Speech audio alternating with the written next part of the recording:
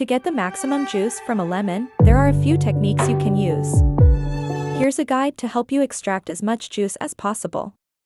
1. Choose ripe lemons. Look for lemons that are bright yellow, slightly soft to the touch, and have a thin, smooth skin.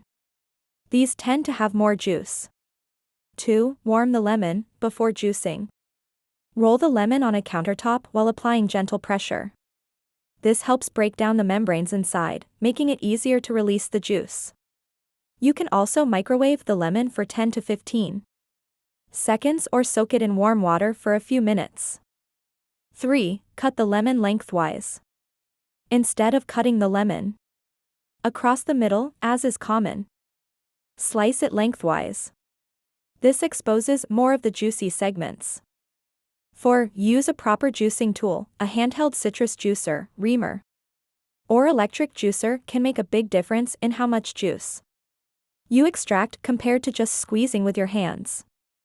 5. Squeeze thoroughly. If you're using your hands, squeeze the lemon halves from both directions, inside and outside, to get every drop.